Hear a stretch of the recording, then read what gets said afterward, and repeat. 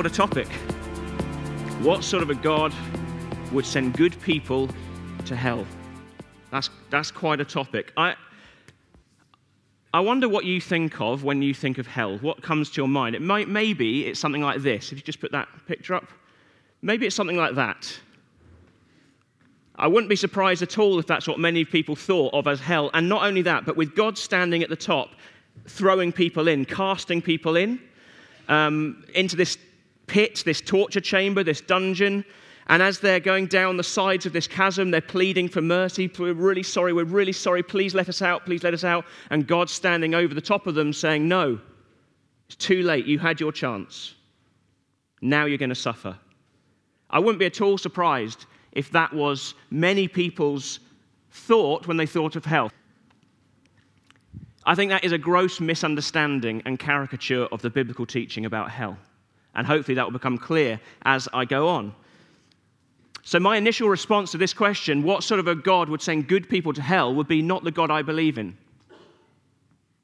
Not the God I believe in. The sort of God who would send good people, i.e. undeserving people, to hell, that would be the brutal, mean, capricious, maniacal God that Stephen Fry has been talking about recently. And I'm sure most of you have either seen or heard about his very eloquent rant that he had about God very recently. But happily, the God that Stephen Fry doesn't believe in is not the God I believe in either. And yet, I do believe absolutely in the doctrine of hell, what the Bible teaches about hell. Believing in something doesn't make it comfortable, though. Hell isn't something that Christians particularly like thinking about either. Maybe because they've believed that caricature, or that's what they've been taught. That is what they think of hell. And if that's the case, well, rightly so, you'd be uncomfortable with that. Absolutely rightly so. And it leads to Christians sometimes trying to explain hell away, dismiss hell as being something that's not real, in an attempt to make God appear more loving. But even where there's a good understanding of the biblical teaching about hell, it's still uncomfortable because it's desperately sad. If we were comfortable with this stuff, there'd be something very, very wrong. And let me just say this, right from the start, God feels the same. Let me just make that absolutely clear. God is not comfortable with hell. The Bible is very clear. God takes no pleasure in people going to hell. It grieves him greatly. He is not comfortable with hell. The Bible is very clear that he desires that all would be saved, that all would be saved from hell. God is not comfortable with hell. First thing that I would question here, I would ask a question of the question, what sort of a God would send good people to hell? Well, I'd ask a question of that question, which is this: what constitutes a good person?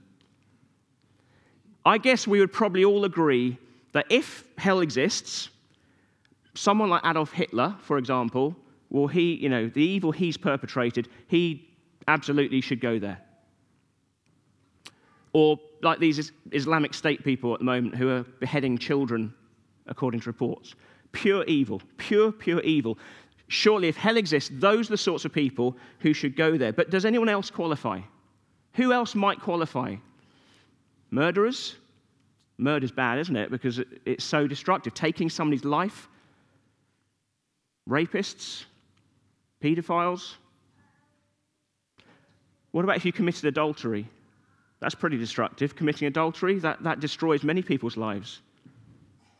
What about burglary? If you burgle somebody's house, that's really awful. That's a really awful thing to do. It's really destructive. The point I'm trying to make is, where is the line drawn between someone who is bad enough and therefore deserves to go to hell, and someone who is good enough and therefore doesn't deserve to go to hell, in fact deserves to go to heaven? And who decides where the line is? Who makes that call? Against whose standards do we make that call? Because I can make myself feel pretty morally superior if I compare myself to someone I consider to be morally inferior. So, you've murdered somebody, I haven't, therefore I'm morally superior to you. But that can work both ways, can't it? Compare myself to that person and I'm a paragon of virtue, but if I compare myself to someone like Mother Teresa, well, suddenly I'm a selfish, uncaring, lazy so-and-so. So who sets the standard?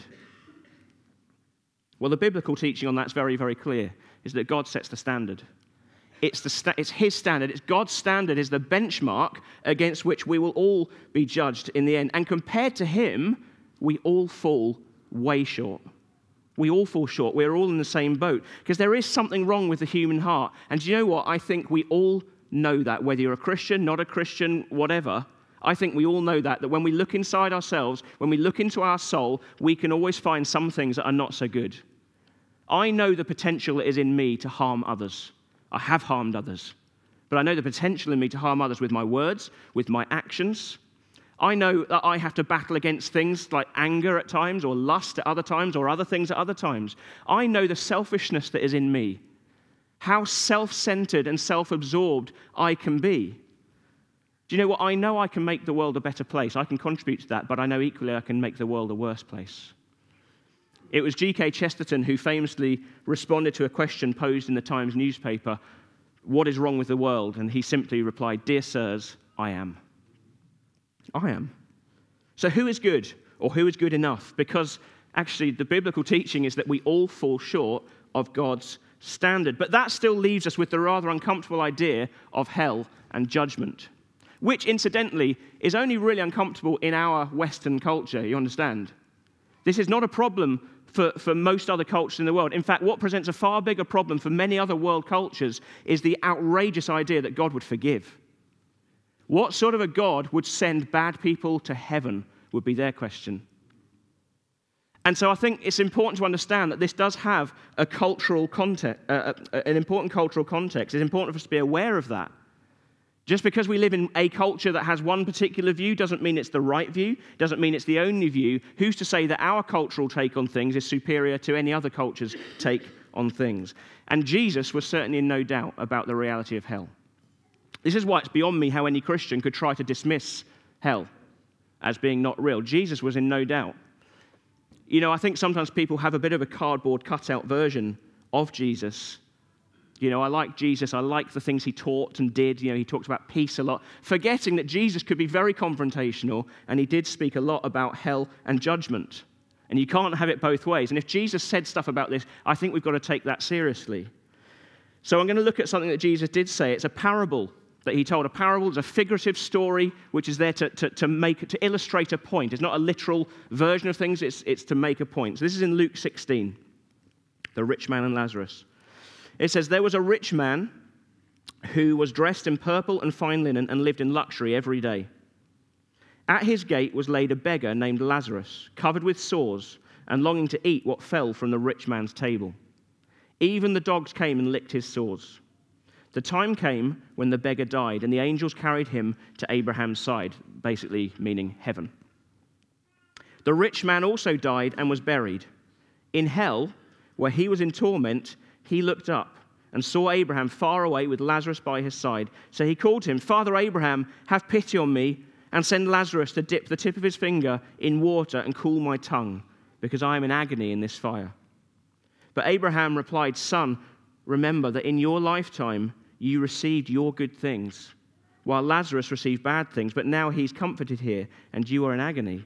And besides all this, between us and you, a great chasm has been fixed, so that those who want to go from here to you cannot, nor can anyone cross over from there to us.' He answered, 'Then I beg you, Father, send Lazarus to my father's house, for I have 5 brothers. Let him warn them, so that they will not also come to this place of torment.' Abraham replied, 'They have Moses and the prophets. Let them listen to them.' 'No, Father Abraham,' he said, 'but if someone from the dead goes to them, then they will repent.' He said to them, 'If they do not listen to Moses and the prophets, they will not be convinced, even if someone rises from the dead.'" So you have these two characters, a rich man and a poor man. And interestingly, this is the only parable that Jesus tells in which a character has a specific name, Lazarus. The poor man is called Lazarus. Now that's important, that's significant, because actually it makes it all the more noticeable, and I think this was absolutely deliberate on Jesus' part, it makes it all the more noticeable that the other man, the rich man, doesn't have a name. He is nameless. Now, in Israel at that time, this rich man, he wouldn't have been an atheist. He would have been a believer. He would have believed in God. He would have tried to live by the law. But we see how he's ended up. He's ended up as a nameless man in hell. Now, why is he there? Why is he in hell? Well, the telling line is where Abraham says, "Son, remember that in your lifetime, you received your good things." The rich man has had his good things. He's already reached his highest goal in life. Status and wealth were his whole identity. And now they're gone. Now those things have been stripped away, as they always will be at death. Then he has nothing left.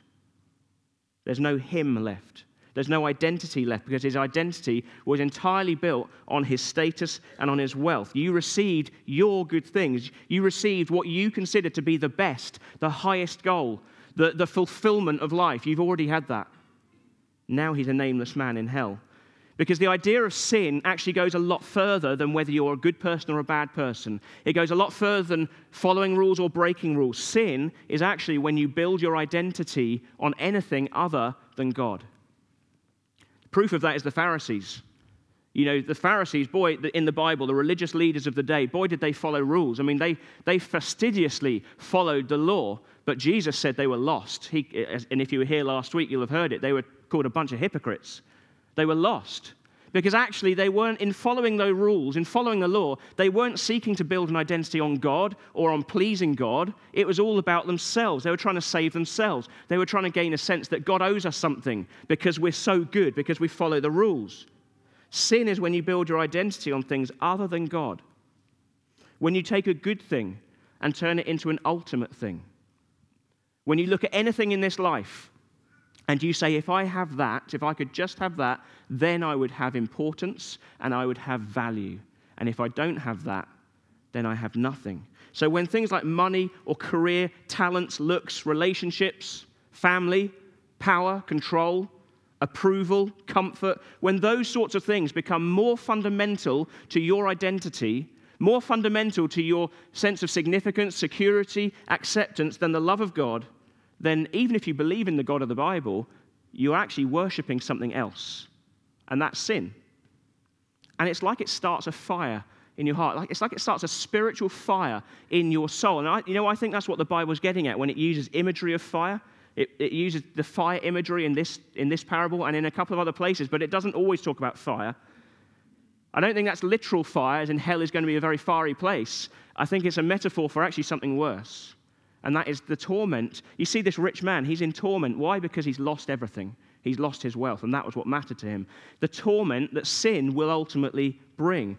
Because, of course, if it's not extinguished, what does fire do? Fire spreads, and it will spread, and it will spread, and it will keep on destroying and devouring and disintegrating to a greater and greater measure as time goes on. And now the Christian teaching, as it is in many religions, is that your soul lives on. When your body dies, your soul, who you really are, that lives on. And you know, I remember becoming very, very aware of this when I was a teenager. My grandpa died, and for some reason, I went in to see his body just after he died. So it's before they've managed to make him look like he's just peacefully asleep, you know? And I looked at this, and it didn't even look like him. It was so crystal clear for me at that moment that this was just an empty shell. But he had gone. The person had gone somewhere else. Absolutely clear for me. The soul lives on. Just a little side note here. People got very angry with all the revelations that emerged about Jimmy Savile, and it's still ongoing, isn't it? People got angry because there was this feeling that he's got away with it because he's died before he can be brought to justice. He hasn't got away with anything. You've got to understand that. If the soul lives on, he has to face God's judgment, as we all do. But he will face God's judgment. Now that's when the idea of a God who judges suddenly seems a lot less offensive to us. Because we all want justice. You know, someone hurts somebody you love dearly, boy, do you want justice for them. You want that person to be brought to justice. We all want justice, except for when it comes to ourselves. But if we do just, you know, as many people believe, if we do just cease to exist altogether when we die, just snuffed out, that's it, that's horrifically unjust. Because people really do get away with it. You know, the soul lives on. C.S. Lewis said this: Christianity asserts that every individual human being is going to live forever. And this must be either true or false. Now, there are a good many things which would not be worth bothering about if I were going to live only 70 years, but which I'd better bother about very seriously if I'm going to live forever. Perhaps my bad temper or my jealousy are gradually getting worse, so gradually that the increase in 70 years will not be very noticeable. but it might be absolute hell in 1,000,000 years. In fact, if Christianity is true, hell is the precisely correct technical term for what it would be. Hell begins with a grumbling mood, always complaining, always blaming others, but you are still distinct from it. You may even criticize it in yourself and wish you could stop it, but there may come a day when you can no longer. Then there will be no you left to criticize the mood or even to enjoy it, but just the grumble itself going on forever like a machine. It is not a question of God sending us to hell. In each of us, there is something growing which will be hell unless it is nipped in the bud. I think we will get this, actually. I think we will understand something of this concept of hell, of torment. I don't make a habit of buying Woman's Own. But I did happen to notice in the shops the other day, and just looked at the front cover because I was thinking about this. What have we got on the front cover here? We've got somebody living in fear, Linda's fear. We've got somebody living a lie, accused of being deluded and selfish. We've got crazy and bad and out of control. We've got somebody gutting a face with a fishing knife as well. A bit weird. And then there's another one here. What have we got? Judy's mercy dash, Chloe could die. Torment. This is somebody in torment, isn't it? My husband cheated as I fought for life. Jen devastated over final split with Dawn. Devastation. And this one even uses the word, Michelle's yo-yo diet, hell. Hell. It even uses the word, doesn't it? I think we all understand this.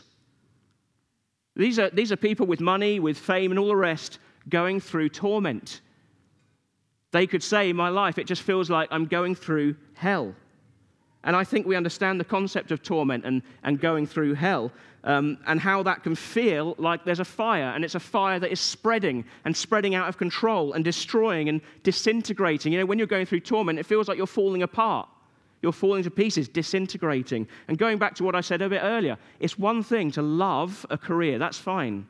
But if your whole identity is built on that, if your whole sense of worth is tied up in your career and then you lose your job, you're not just upset about that, you're devastated.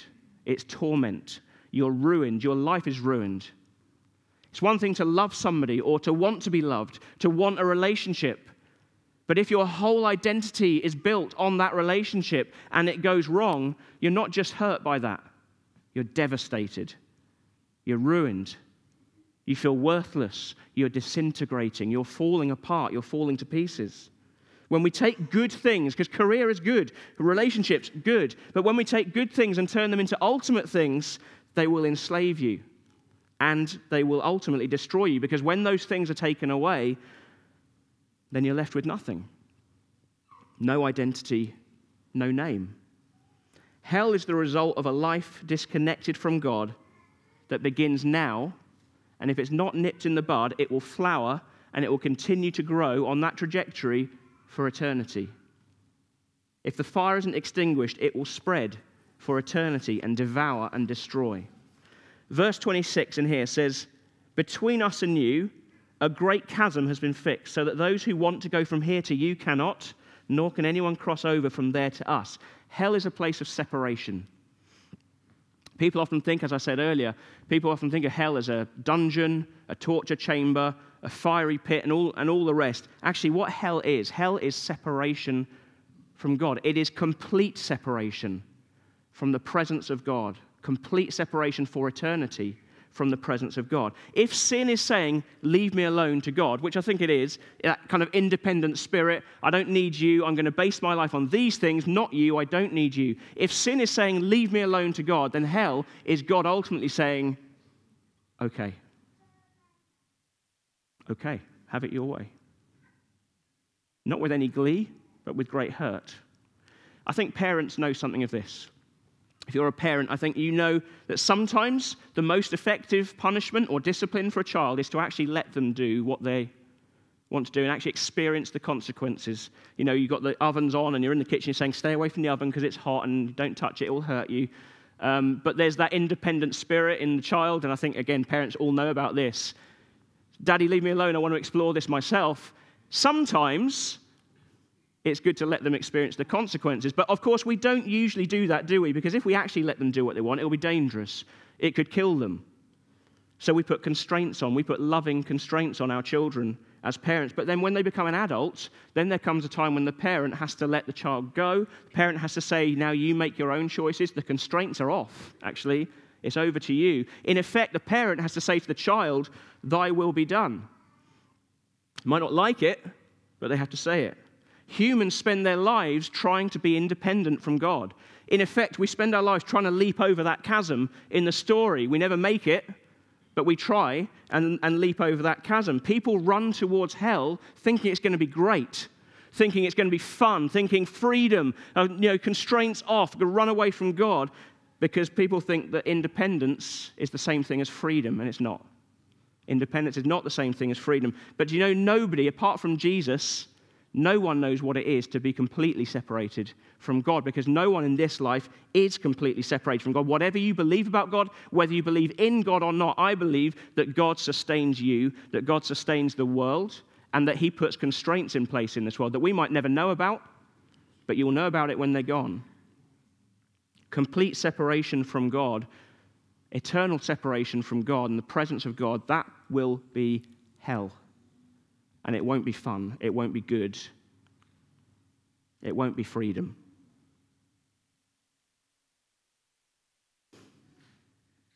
C.S. Lewis says that hell is the greatest monument to human freedom, to human independence, to human free will. It's God letting go. It's God saying, okay. Lewis went on to say there are only two kinds of people: those who say to God, thy will be done, and those to whom God will, in the end, say, thy will be done. All that are in hell, choose it. You see, the biblical picture of hell, it's not one of God throwing people down into a pit as they plead for mercy and plead to be let out. Do you know what's noticeable about the rich man? He doesn't ask to be let out. He never asks to be let out of this place. Hell is a place of complete self-deception. This rich man, he's completely out of touch with reality. He's still trying to order Lazarus around. He still thinks Lazarus is his slave. This man who's in heaven, who has a name, who has the dignity of having a name, he still thinks he's his slave. He's in utter denial about where he is, about why he's there, and about who he is. There's no asking for forgiveness here. In fact, he's strongly insinuating with what he says at the end. He's strongly insinuating this is totally unfair because God didn't give me enough information. He's utterly self-absorbed. He's shifting blame. He never asks to be let out. He just wants Lazarus in to serve him. The doors of hell are locked from the inside. Hell is a freely chosen identity based on something besides God going on and on and on forever. Do you know a very telling comment I mentioned that Stephen Fry video earlier. Very telling comment that he made in that video when he was asked by the presenter, if you believed in this, do you think you would get into heaven? And he says, I wouldn't want to. I wouldn't want to, not on his terms anyway, is what he says. Such is his indignation at this God he doesn't believe in. The doors of hell are locked from the inside. No one will be in hell who hasn't chosen it. Now, a very legitimate objection that people can have to hell, it comes out of their experience. This might be your experience, that hell in the past has been used in your life, has been taught in your life as an instrument of fear, as a stick to beat you with to keep you in line. Do that or you go to hell. And people have strong objections about that when children are taught about hell and it's like this fear thing to come in. That's not right. That's not right. And if that has been your experience, then I'm really sorry about that. Because that's not right. Because you see, fear will not change your heart. Fear won't change anything. Fear has no power to change the fundamental structures of your heart. The fear of hell will not keep anyone out of hell. It won't put the fire out. Remember, what's the biggest problem with the world? It's self-centeredness. It's self-absorption. So if we act out of fear, if we think, right, so I'm going to start going to church, I'm going to start trying to live a moral lifestyle, follow the rules and be good. If that's done out of a fear of hell, do you see what's happening? Do you see what that is? It's more selfishness, isn't it? It's self-centeredness because it's for your sake. It's not about pleasing God. It's using God as a means to an end. It's for your own self-preservation. And like the Pharisees, it's about actually gaining a sense that God owes me something. If I'm a good boy, then God has to give me good stuff. He has to give me those things that I'm actually building my identity on. Fear will not change the heart. So what does? What can change the heart? Love. Love. Radical, unconditional love. And this is where Jesus comes in. Because you see, Jesus does give us the opportunity to nip that disconnectedness with God in the bud before it becomes an eternal thing. He offers to extinguish that fire before it spreads out of control. He offers the opportunity for you to build your identity on Him, something which is good and eternally good. And so that when everything else is gone, wealth is gone, career is gone, status is gone, relationships are gone, your fundamental identity is still intact. Because you haven't lost everything. You've still got the greatest prize in the universe. You've got Him. Your fundamental identity is still intact. You still have a name. You still have that dignity, and you have eternity with God. The thing is, if we don't understand hell, we cannot possibly understand the extent of God's love for us, because Jesus took your hell on the cross. If hell is separation from God, that's exactly what happened to Jesus. Just think about separation for a minute. To lose the love of a friend, that really hurts. To lose the love of a spouse, that hurts more. Because the deeper the relationship, the greater the sense of agony and isolation and suffering and disintegration. You feel like you're falling apart.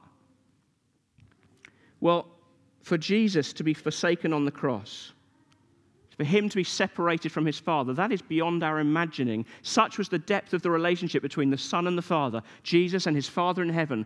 It is beyond our imagining the depths of suffering, anguish, isolation, suffering that He went through, sense of disintegration, agony that Jesus went through on the cross. He took hell on the cross. He took hell.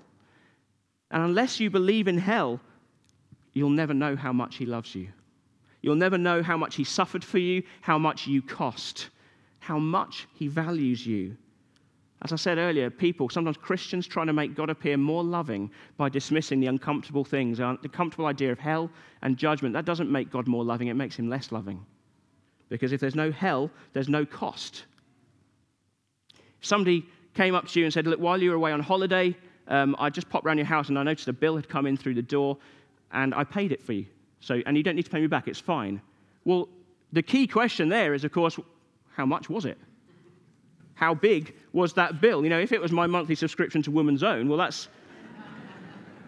that's one thing. But if it's something much, much bigger, until I know how much he paid, I don't know whether to just shake his hand and say, thanks very much, or whether to fall on the ground and kiss his feet. Well, the Bible tells us Jesus paid a bill. He paid a debt, he paid a cost that is way too big for you. In a million lifetimes, you would not be able to pay this debt off. It's when we grasp that, it's when we understand hell, that we can start to grasp just how much He loves you and what He gave up, what He suffered, what for you, in order to have you. You know, it's why we can sing lines in songs like, love so amazing, so divine, demands my soul, my life, my all. And you have the opportunity to stop running towards hell, pursuing your own independence, and to turn and run into the loving arms of Jesus, which is where you will find true freedom. I can guarantee it. You will find true freedom. You can even do that this morning if you want. Let me sum up with this. You know the story Jesus told about the prodigal son? Do you know that one? That you got the father and two sons, and there's a bad boy and there's a good boy. And the bad boy, the younger son, he says to his father, he says, I don't need you, I don't want you, I want your stuff. Give me my inheritance now so I can get out of here and live the life I want to live. And he does. Gets his inheritance, he goes off, lives a wild lifestyle, ends up in not a good place. He ends up in a pigsty, eating the pig's food. He's got nothing, and he's in torment. He's in utter torment. So he thinks, I'll go back to my father. Maybe I can get a job as a servant. At least there I'll have food to eat. But he gets this incredible welcome because the father sees him and he runs to him and he hugs him. This boy, stinking of pigs, he kisses him. He puts the best robe around him and he puts on this extravagant feast for this boy who has come back, the one who was lost, but now he's found. And this wayward son, he's in the feast. He's included in this amazing feast. He's part of the family. And you know, heaven is like that.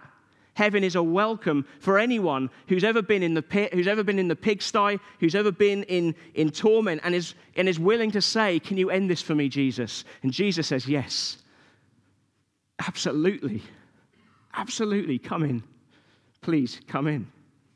It's a great picture of heaven, but there's also a picture of hell in this story because there's the other son, the good boy, the one who stayed. And he stands on his rights and he refuses to go into that feast because he's furious. It's not fair.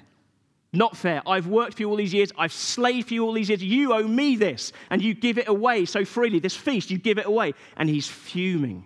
And he's there by his own choice. He's outside the feast. He's outside in the darkness and he's in torment. He's in pieces about this. He's furious. He's in torment. He's in hell. This is hell for this boy. Now, is he in hell because of his father's cruelty? No. It's because of his father's kindness. Actually, in his eyes, his father has been too kind. Is he outside because he's too bad for heaven? No, it's because he thinks he's too good for heaven. Too good to receive mercy. He thinks his father owes him, and he stands against the infinite love and mercy of this father. The father's begging him to come in. Please, son, come in. Please come in. Please come into the feast. Because he loves both his boys. He wants them both in the feast. He doesn't want one outside. But the older brother stands against it, and it is torment for him. But it's not because the father is cruel. There is a loving God. There is a loving father who opens up this feast, and he invites all, everybody. He invites all to come through Jesus. It doesn't matter if you've been in the pigsty. It doesn't matter what you've done. You are invited. You are invited, but he won't force you. Actually, he respects your dignity and your freedom to choose too much. He won't force you inside. He leaves the choice of whether you accept his invitation or not. He leaves that entirely up to you.